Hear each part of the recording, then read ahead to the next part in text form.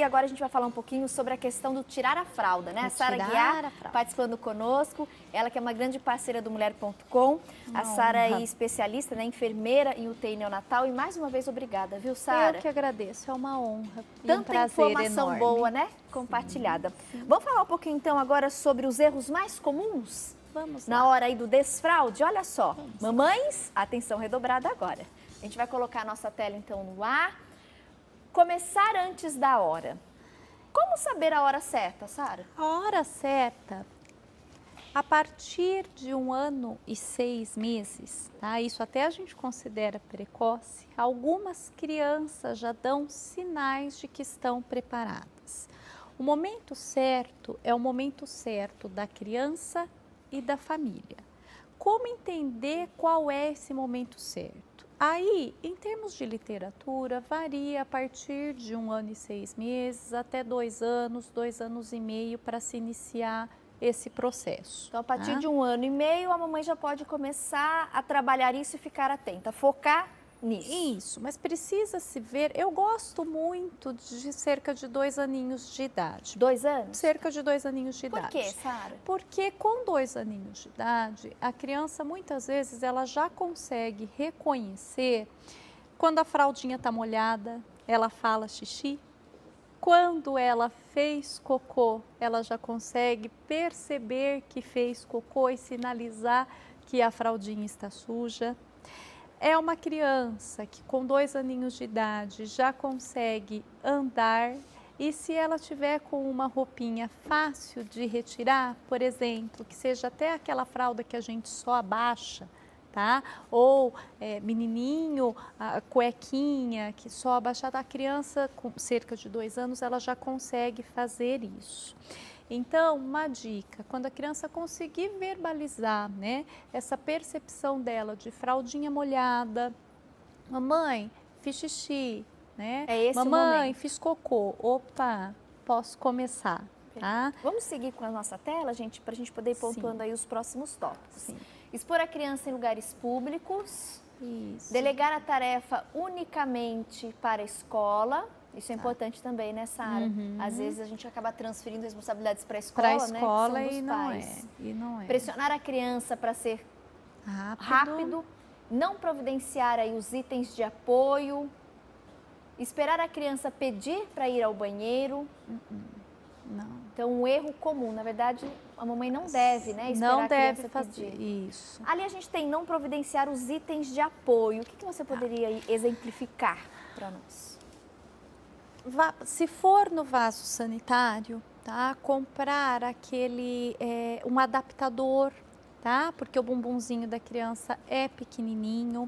Um apoio para os pés, que facilite isso tanto para a criança quanto para nós. Aproveitar para dar uma dica aí, que facilita o relaxamento do esfíncter anal, para que a gente possa fazer cocô, tá?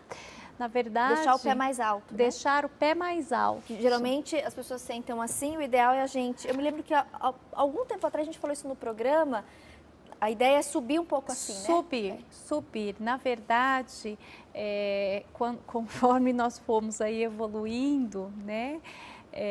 Em termos de vaso sanitário, né, a gente retrocedeu em relação à posição correta para a evacuação. Então, vou simular. Isso vale para crianças e adultos. A posição, eu mostro aqui para essa câmera. Estão todas vocês. Então, assim, na verdade, a posição para relaxamento do esfíncter, para facilitar a saída das fezes, é essa posição aqui. Tá? Essa seria o ideal. Como se eu tivesse aqui de cócoras, essa seria o ideal. No vaso sanitário, o que eu posso fazer, né?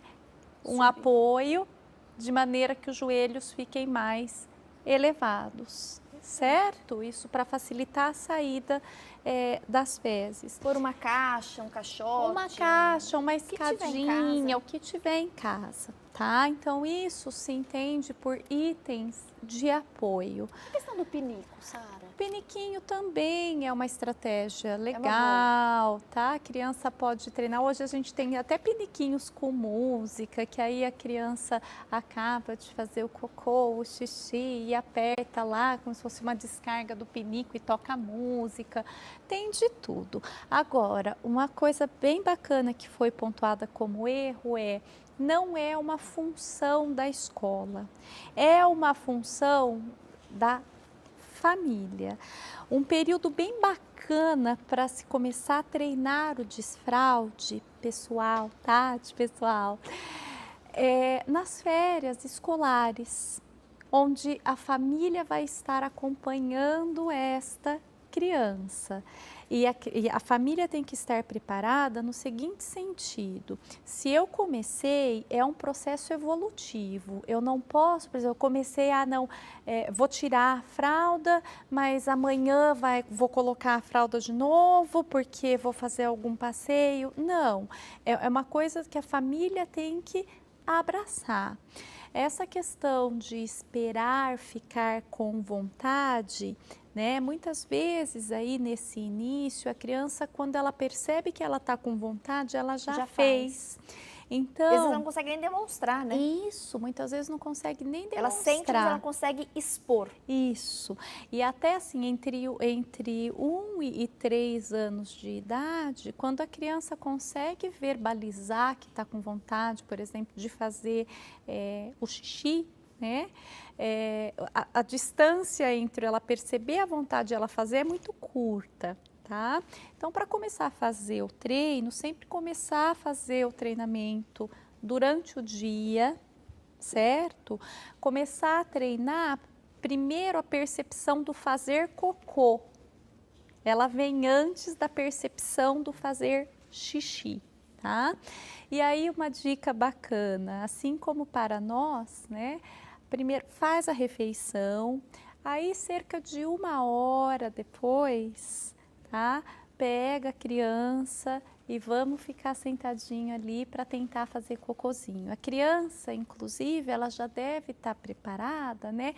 Para sentar e permanecer sentada por 10, 15 minutinhos. E aí a mamãe, né, o papai fica junto, estimulando e conseguiu, opa, parabéns, que legal, olha, você conseguiu. E aí eu foco a atenção na criança nesse ato dela fazer cocô, eu posso distrair, por exemplo, Tati, mas meu filho é muito agitado, ele não vai ficar ali 10 minutos sentadinhos. Posso levar um brinquedinho, um joguinho de memória, um livrinho e ficar contando uma historinha ali para ele, Sara, você recomenda ou não? Pode contar uma historinha, tá? Mas sempre ali retomar, né? Deixar na posição de fazer cocô e retomar. Olha o cocô, vamos fazer força na barriguinha, De né? tempo em tempo, estimular a criança e falar que aquele ambiente é para ela fazer ir fazendo o treinamento. Aí a criança, geralmente, ela tem essa percepção, né? Do controle do cocô primeiro, para depois ter o controle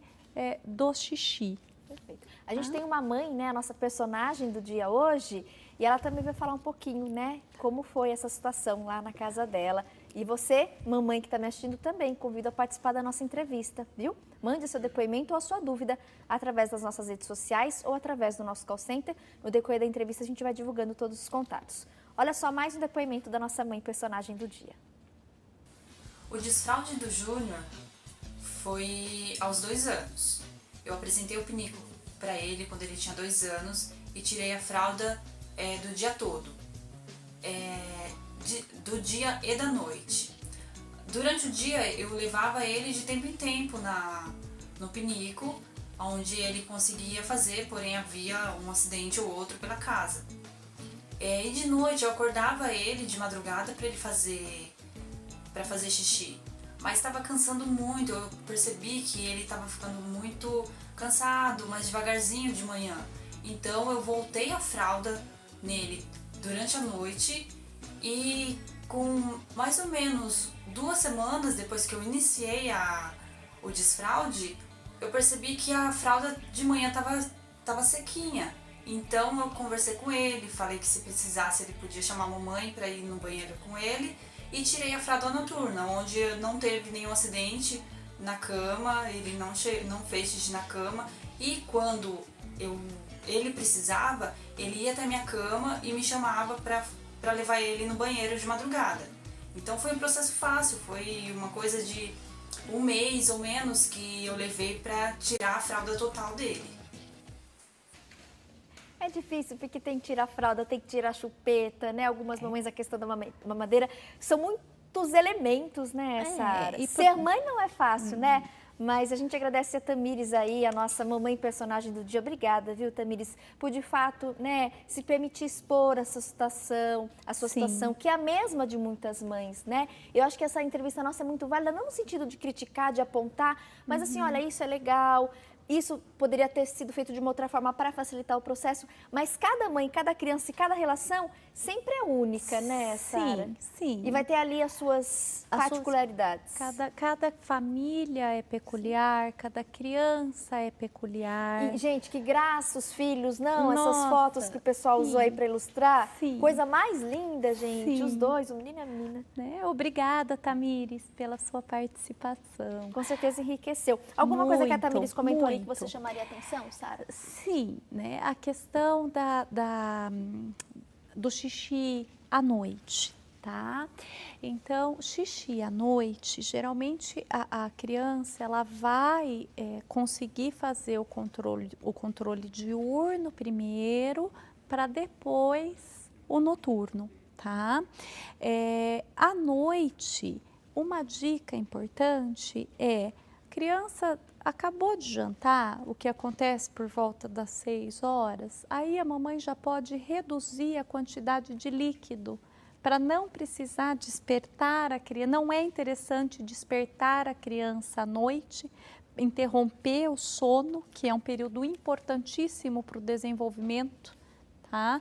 Para que vá fazer xixi, para que não corra o risco de fazer xixi na cama. Isso não é interessante, tá? Então, reduza a quantidade de líquidos ofertada após as 18, 19 horas, para que a criança possa ter um soninho tranquilo, certo? E sempre, então, premiar quando a criança conseguir aí fazer... Parabenizar, né? Parabenizar, premiar, assim, no sentido de elogios, né? As palavras de apoio e de incentivo fazem bem para nós adultos e para as crianças, né, é uma fase aí de formação da personalidade, não repreender, então entender que os escapes, eles vão ocorrer, a criança... A gente viu até na tela anterior que foi mostrada, né, nos erros comuns. Não reclamar, não culpar a criança, né, e não demonstrar, ai que nojo, ai escapou. Isso não é legal. Não e às vezes sem querer, os pais acabam falando ali, às vezes na hora, ai escapou, ai que nojo. Não fazer isso, porque isso não parece, mas para a criança, né, conseguir fazer aí o controle esfincteriano, o controle miccional relacionado ao xixi, né, para ela é uma grande vitória, é uma conquista.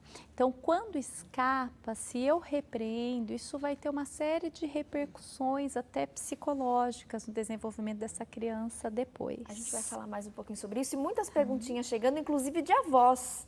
Amei, viu? Daqui a pouquinho eu vou ler aqui ao vivo para a Sara comentar sobre. O pessoal do Maranhão está participando, o pessoal do Paraná, olha que legal. De Sobral, no Ceará.